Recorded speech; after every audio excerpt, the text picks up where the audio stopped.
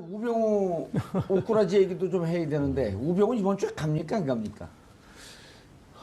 저건 우병우 수석 전 수석이죠. 예. 이분만 빼고는 뭐 어쨌든 다 조사도 받고 수사도 받고 하는 것 같은데 이분은 한 번도 부르지도 않았지 않습니까?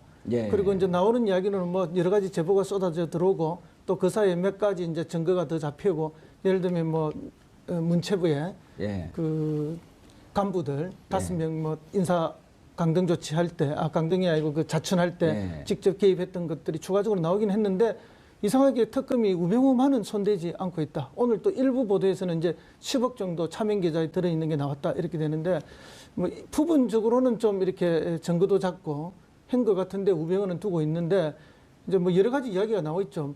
이 특검 안에 특검부 2명이 역시 이제 파견 나와 있는 부장검사라서 예. 또 실제 우병우 수사를 하다 보면 법무부나 친정인 검찰을 수사해야 되는 경우도 있는데 그런 것 때문에 가능한 일이냐. 또 이런 분들이 또 우병우하고 다 가까운 또 인적 네트워크가 되어 있는 분들이라서 이렇게 소극적인 것이 아닌가 하는 그런 비판들이 많이 있는 게 사실입니다. 그러나 이 국정농단 사건의 핵심에 우병우가 있다는 게 국민들의 일반의 생각이거든요. 그렇죠.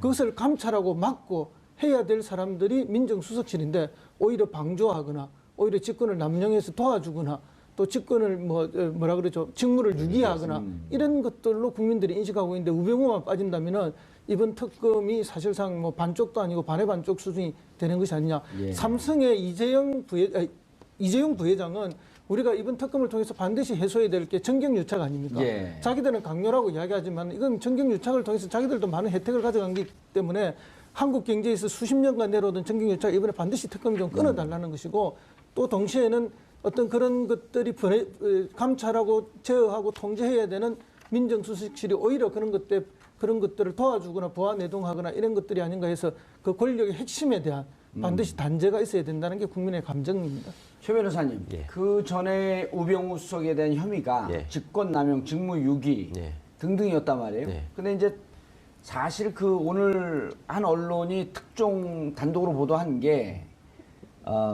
처갓집 회사인 정강에 뭉칫돈이 들어왔다라고 하는 얘기는 이미 한 2주 전서부터 오다가 이제 기사가 오늘 처음 나온 건데 10억 정도의 뭉칫돈이 해외에서 들어왔다가 다시 빠져나갔다는 거거든요. 예. 아니 해외에서 들어왔다는 건데 이제 보도 내용만 따르면 본인은 해외에 투자했던 돈이 들어왔다. 근데 정무수석실 민정수석 그 당시거든요. 근데 이제 이게 세탁한 돈이 아니냐 이러고 이제 들여다본 건데 특검은 세탁한 돈이 그렇게 처갓집 기업으로 돈이 들어올까요? 그렇게 꼼꼼하고 법을 잘하는 분이 만약에 뇌물이라고 한다면 그거는 그 두 가지 측면이 있을 수 있죠. 과거에 우리 진경준 검사장 사건 때도 보시면 예. 그 자기 통장이나 자기 주변 사람들 통장으로 거래를 하잖아요. 그러니까 예. 검찰 출신들은 검찰이 같은 식구로서 나를 치지는 않을 것이다라는 어떤 일종의 그 기대나 믿음이 있습니다. 그렇다 보니 그럼 처갓집으로 받을 수도 있겠다. 그럼요. 보통 사람들보다 소홀할 수 있어요. 예. 그러니까 그런 점은 그러니까 뭐 최순실 씨처럼 아예 처음부터 마음을 먹고 이거를 뭐 여러 가지 방법을 통해 가지고 복잡하게 돈을 빼돌리겠다 생각을 했으면 모르겠지만 여기는 그때만 해도 변호사를 하면서 다음 또 기회를 노리고 있는 상황이었기 때문에 그냥 어떻게 보면 일반 변호사들은 하지 않는 약간 높은 수준의 방법만 해도 되지 않을까라는 생각을 했을 가능성이 높고요. 저는 그런 차원에서 방심하다가 이번에 하여튼 그 좀 10억 정도는 수입료 빼돌린 게 걸린 거 아닌가 싶더라고요. 근데 해외에서 들어왔다 그러더라고요. 그러니까 그거야 뭐 계좌를 통해서 바깥으로 돌렸다가 다시 한번 돌아오는 게 이제 가장 기초적인 자금 세탁 방식이니까 예. 그리고 또 처가명가 갖고 있는 회사들이 많이 있으니까 그런 걸 통해서 그런 생각을 만약 수입료 누락이면 뭐에 해당되나요? 그거는 이제 변호사법 위반도 되고 예. 여러 가지 이제 변호사법에 정한 그 불성실 신고 이런 것 때문에 이제 국세청의 이제 국세기본법 위반 그러니까 세무조사와 관련된 거죠. 뭐 그런 탈세 혐의로 말하자면 처벌받는 구속사유는 아닌가요? 액수에 따라서 뭐 할 수 있지만 지금 봐서는 그것만 가지고라기보다는 다른 여러 가지 일들이 있지 직권남용, 않습니까? 직무유기 등등이 있기 때문에. 그거는 이제 합쳐서 해야 되겠죠. 그리고 이분은 누가 봐도 증거인멸할 수 있는 인상만 봐도 그렇잖아요. 다만 다 변호사 수임료 누락 부분이 아닌가 예. 이렇게 많이 말씀을 하시는데 이제 우리는 또 많은 상상과 추측을 해볼 수 있지 않습니까? 그렇죠. 그럴 수도 있고 이번에 유독 저 사면 복권과 관련돼서 여러 가지 이야기들이 있지 않습니까? 예. 그래서 혹시 이제 사면 복권의 핵심 담당자가 민정수석 민정이죠. 아닙니까? 예. 그러면 대기업들이 박 대통령과 최순실한테만 그렇게 대가성으로 뭐 여러 가지를 했겠느냐? 예. 혹시 그걸 핵심적으로 책임지고 있는 민정수석에게는 뭔가가 없었을까 하는 이런 의심들을 시중에서 하고 있는 것도 사실입니다. 이번에 이제 이재용 부회장의 어떤 태도에서 그걸 뭐 자신감 있게 보신 분도 있으신 것 같은데 예. 그렇지는 않은 것 같고요. 왜냐하면 그동안 진행된 그 상황에서 삼성 측에서 해명이 되거나 아니면 뭔가 반전을 이룬 사안은 없고 그리고 오히려 특검 측에 더 증인이나 증거나 이런 게 축적되었기 때문에 저는 그리고 이 앞으로 진행 양상에서 지금 삼성에 이렇게 지금 불렀던 몇 명 이런 이제 이 경영진까지 예. 전부 다 영장을 칠 수도 있다라는 그런 지금 뉘앙스로 발언했잖아요. 그래서 제가 봤을 때는 오히려 특검의 자신감을 읽어줄 수 있지 않나 싶습니다. 예. 어떻습니까? 지난번에 그 조의원 부장판사가 예. 영장을 기각하면서 예. 범죄 소명이 좀 불충분하다. 그런데 지난번에 세 개로 들어갔잖아요. 뇌물죄, 예. 그 다음에 횡령, 위증. 위증. 예. 근데 뇌물죄에 대해서는 평가가 있죠? 그러니까 대가 관계에 관해서 예. 아직 소명이 부족하다. 그러니까 뭐 입증이 좀 부족한 것 같다. 그러면서 이제 돈 받은 사람도 조사를 안 하지 않았느냐. 예. 뭐 이런 박근혜 걸 또 예를 대통령을 들었고. 얘기한 거죠? 예, 예. 그러다 보니까 이제 기존에 그 강요죄로 기소되어 있는 부분과 놓고 볼 때 과연 그거를 넘어서는 새로운 사실을 통해서 대가 관계나 어떤 부정한 청탁이나 이런 것들이 확실하게 있었느냐라는 점을 이제 주요한 기각 사유로 들었었는데요. 네. 오늘 이제 재소환하면서는 특검이 그간에 안종범 수석의 뭐 업무 수첩을 추가로도 확보한 게 있었고, 그 다음에 공정거래위원회나 금융위원회의 압수수색을 통해서 또 추가로 확보한 자료들이 있기 때문에 예. 상당한 자신감을 갖고 소환하지 않았나 싶고요.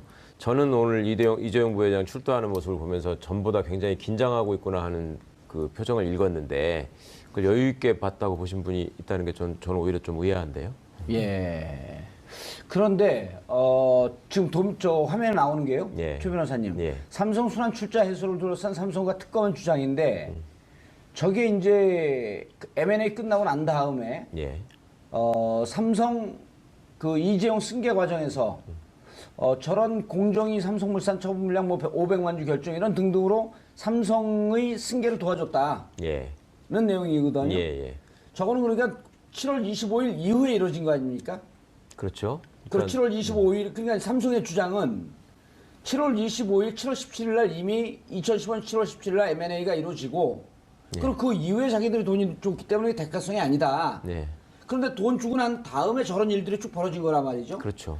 그러니까 저 일이 있기 직전에도 지금 뭐 독일에 송금한 게 있었고 예. 했다는 거잖아요. 예. 그러니까 그러고 나서 직후에 이제 저런 조치를 공정위가 했다라는 것. 예. 그다음에 삼성은 저 문제에 대해서 소위 로펌의 해석을 받아가지고 예. 우리는 문제가 없다라고 본다라고 계속 주장을 했지만 공정위는 아니다. 그건 저거는 그 순환 출자 문제에 걸리기 때문에 예.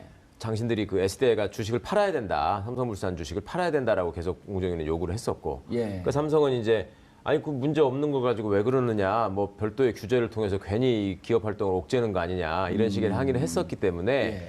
공정위와 삼성 사이에는 이게 중요한 이슈가 돼 있었던 것이죠. 예. 그런데 갑자기 공정거래위원회가 그리고 지금 일부 보도에 의하면 공정거래위원회 부위원장이 직접 지시를 했다고 그러죠. 예. 그거 애초에 얘기했던 것보다 반으로 줄여가지고 그냥 파는 걸로 해라. 1000만 주를 팔라고 그랬다가 네네. 벼랑 하나 500만 주만 주로. 팔아라. 네. 예. 그렇다면 둘 사이에 무슨 흥정을 했다기보다는 어느 선에서 협상이 이루어진 것이고 그리고 그 과정에서 공정거래위원회가 다른 특별한 이유 없이 본인의 논리를 지금 접었단 말입니다. 예. 그러면 그 당시 상황에서 삼성의 주장이 옳았으면은 그거를 매각하라고 요구하면 안 되는 것이고. 그럼 정부가. 공정위가 엄한짓 한 거죠. 그렇죠. 예. 월권을 한 게 되는 것이죠. 예. 나중에 또 삼성이 그거에 대해서 법적인 문제를 제기할 수도 있는 측면이 있고. 그런데 그걸 반만 줄여가지고 그냥 해줘라라고 하는 지시를 고위 관계자가 했다라고 하는 것은 모종의 지시가 상부에서 내려오지 않았나 하는 의심을 받을 수밖에 없는 것이고 특검은 또 그 정황을 단순하게 평면적으로 지금 보는 것이 아니라 앞뒤에 벌어진 상황을 쭉 보니까 이게 유기적으로 움직인 정황이 있고 또 그 전에 돈이 간 게 있고 또 삼성이 이 문제에 대해서 굉장히 신경을 쓰고 있었기 때문에 이 문제를 어떻게든 풀려고 했었다. 뭐 이런 점들을 좀 포착하지 않았나 싶고요. 예. 그것 때문에 이 부분은 확실히 대가성이 입증된다라고 보고 있는 것 같습니다. 예. 허평론가님, 지난번에 2월 3일 날 청와대 압수수색이 들어갔다가 무산이 됐잖아요. 그렇죠. 같은 시간에 이제 이른바 성동격서라고 하는 표현을 저희가 여기서 여러 차례 썼는데요.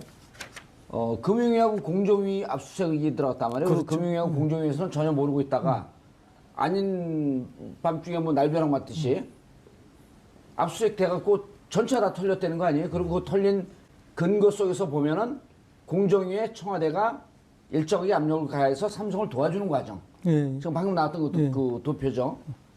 그렇죠. 그래서 당시에 청와대에 이제 경제수석실 산하에 있는 그 금융비서관이죠. 예, 금융비서관. 예. 그 최상목 씨인데 예. 이분이 지금 기재부 1차관을 하고 있죠. 그죠? 아하. 이분이 이제 안종범 수석의 지시로 그렇게 이제 공정위에 뭐 이렇게 미팅을 하고 연락을 취했다. 그러니까 예. 청와대에 압력이 들어갔다는 거죠. 그래서 이제 그런 객관적 진술을 이미 이제 특검이 받아놨다는 거죠. 그러니까 이거는 뭐 명백한 증거, 진술을 통해서 확보해 놓았기 때문에 이제 특검이 좀 자신 있어 하는 부분이죠. 이재용의 대가성, 삼성의 대가성을 입증할 만한 자신할 수 있는 진술을 받았다. 예. 그래서 이제 그 이전에 이제 기각될 때는 뭐 이미 다 아시다시피 삼성물산하고 제일모직의 합병권과 그거의 대가성을 이야기했는데 예. 이제는 그것과 관계없이 SDI에서 처분해야 될 이제 그 주식 1,000만 주를 했는데 그 중에 예. 500만 주로 이렇게 줄여준 이 부분이 이제 대가성이 확실한 것이 아닌가 이렇게 보는 거죠. 그래, 지난번에도 우리가 잠깐 최 변호사님 얘기를 했지만 어쨌든 지금 M&A 과정이라고 하는 게 삼성전자 주식을 확보하기 위한 후계 승계 과정이었거든요. 그렇죠. 그 후계 승계라고 하는 것은 M&A가 된다고 해갖고 벼랑안에 후계 승계가 되는 게 아니고 삼성물산과 제일모직에서 이제 삼성전자 주식을 많이 갖고 있기 때문에 그 과정을 통해서 삼성전자 주식을 많이 확보하고 확보해서, 후계 과정을 완성하려고 했던 건데 그럼 후계 과정이라고 하는 것은 한순간에 완샷으로 끝나는 게 아니라 지속적으로 가는 거 아니에요? 그럼요. 그러니까 당시에 이제 그 우리가 언론 보도를 좀 반추해 보면요. 예. 그때 당시에는 이 부분이 삼성의 후계 구도와 관련한 특혜가 있을 수 있다라는 쪽에 포커스를 맞춘 보도가 거의 없었습니다. 예. 그때는 무슨 외국계 펀드가 삼성을 집어삼키려고 한다. 예. 그러니까 뭐 이걸 지켜야 되는 거 아니냐. 예. 그 일종의 애국심에 홍보하는 뭐 이런 삼성의 전략이 있었는데요. 그렇죠. 무슨 그 엘리엇인가 그쪽 그 예. 펀드에서 들어가고. 그러니까 지금 그 박 대통령이 일부 변명한 내용이나 또 삼성의 주장을 보면은 이거는 그런 문제가 아니었고 당시에 외국계 자본으로부터 우리 국내 기업을 지키는 일이었다라는 식의 지금 해명을 하고 있단 말입니다. 그렇죠. 그런데 그거의 이면을 보다 보니까 지금 말씀하신 것처럼 그 승계 작업이라고 하는 것이 결코 한 번에 이루어질 수 있는 것이 아니고 여러 가지 복잡한 구조를 통해서 첫째는 세금을 아끼고 예. 그다음에 두 번째는 이재용 씨의 지분을 공고하게 해서 다른 사람으로부터 경영권을 침탈당하지 않도록 어떤 지배구조를 공고히 하는 작업의 일환이었는데 그 과정에서 이제 이 그 M&A라고 하는 것이 아주 중요한 수단으로 지금 활용이 됐었단 말이죠. 예. 그리고 공교롭게도 그 M&A 작업이 이루어지는 와중에 정부가 또 정부 관료들이 또 공적 자금을 운영하는 우리 국민연금공단이 이게 이제 계속 개입한 흔적이 나오고 또 그와 관련돼서 잘못된 정책 결정을 했거나 아니면 이상한 의사 결정을 하고 그걸 삼성 측에 유리하도록 집행한 사람들이 지금 다 구속돼 있는 상황이란 말입니다. 예. 그리고 거기에 추가로 지금 그거가 완결되고 하는 과정에서 별도로 있었던 또 그 부수적인 조치들이 있었고 그것 중에 하나가 그 삼성 SDI의 그 삼성물산 보유 주식 매각 문제가 드러난 예. 것이고 또 그 매각되는 상황을 놓고 보니까 그 앞에 이제 우리 정유라 씨의 말구입과 관련된 삼성의 지원 예. 이런 흔적들이 이제 시차적으로도 이게 좀 일치하는 측면이 있고 그렇다 보니 삼성이 청와대의 요구를 수용하고 내지는 좀 더 적극적으로 오히려 더 대범할 정도로 그 최순실과 정유라의 지원에 앞장섰던 이유가 예. 결국은 후계 구도를 공고화해서 이재용 승계 작업을 마무리하려는 예. 그러니까 지금 대통령이 있을 때 뭐 그런 의도가 많이 발현된 게 아닌가. 예. 특검은 이제 그런 부분에 대해서 상당 부분 파악을 했다고 생각하고 어떤 자신감을 가지고 구속영장을 다시 청구한 거 아닌가. 예. 그런 생각이 듭니다.